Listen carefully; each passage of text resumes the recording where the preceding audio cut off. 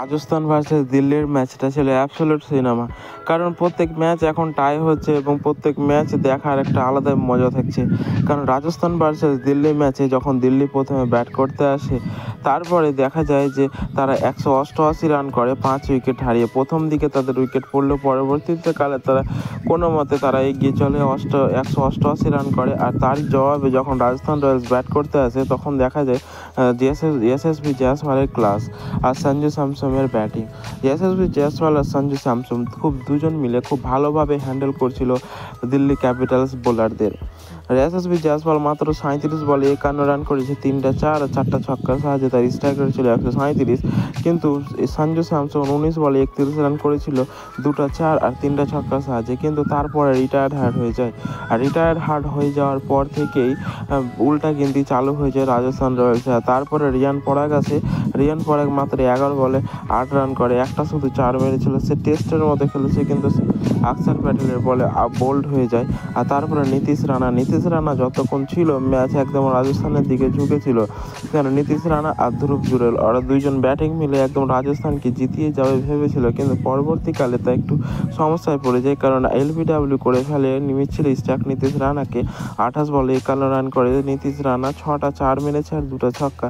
আর ধ্রুব জুরেল 17 বলে 26 রান করে সে run out হয়ে যায়। আর তারপরে সেখান থেকে ম্যাচ পাল্টে যায় দিল্লির দিকে। কিন্তু তারপরেও শেষ ওভার পর্যন্ত ম্যাচ গেছিল। 9 বলে 15 রান করেছে সিমরান হিটমায়ার 9 বলে 15 রান করেছে। আর তারপরে যখন সুপার ওভার হয়, 1 বলে মাত্র লাগতো 2 রান। আর সুপার ওভার হলেই তো খেলা দেখে মজা। কারণ এর আগে সুপার ওভার কবে হয়েছে 2025 আমরা জানি না, 2025-এ প্রথম সুপার ওভার হলো। আর সেখানে যে এভাবে ম্যাচটা হবে তাকে কে ভাবতে পেরেছিল। যখন এইরকমভাবে সুপার ওভার হয়, তখন প্রথমেই ব্যাট করতে এসেছিল সিমরান হিটমায়ার। সে 4 বলে 6 আর একটা 4 মেরেছিল, সে মাত্র 6 রান করে। তারপরে রিয়ান পরাগ এসেছিল 2 বলে 4 রান, কিন্তু জয়সওয়াল এসে রান আউট হয়ে যায় আর রিয়ান পরাগও রান আউট হয়ে যায়। রিয়ান পরাগকে রান আউট করেছিল মিচেল স্টার্ক আর কেএল রাহুল মিলে। আর জয়সওয়ালকে রান আউট করেছে মিচেল স্টার্ক আর মেক ফ্রেজার মিলে। কারণ মিচেল স্টার্কে সুপার ওভারে ম্যাচ জেতানোতে বড় হাত রয়েছে।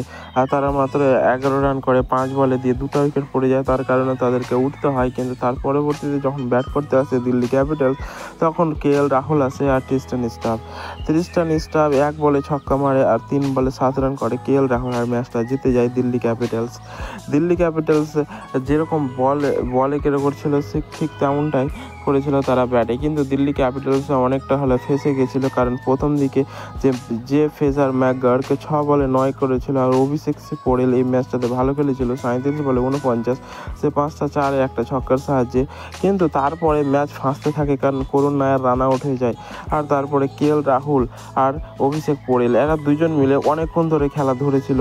আমরা ভাবছিলাম যে হয়তো ম্যাচটা অনেক দূর নিয়ে যাবে, 200+ রান করবে, কিন্তু পরবর্তীতে তারা সেট হয়ে আউট হয়ে যায়। কারণ কেএল রাহুল মাত্র 32 বলে 38 রান একটা অ্যাভারেজ পারি খেলে। ট্রিস্টান স্টাফ 18 বলে 34 ফিনিশ করে। আর ফিনিশ করেছিল অক্ষর প্যাটেল 14 বলে 34 রান করে।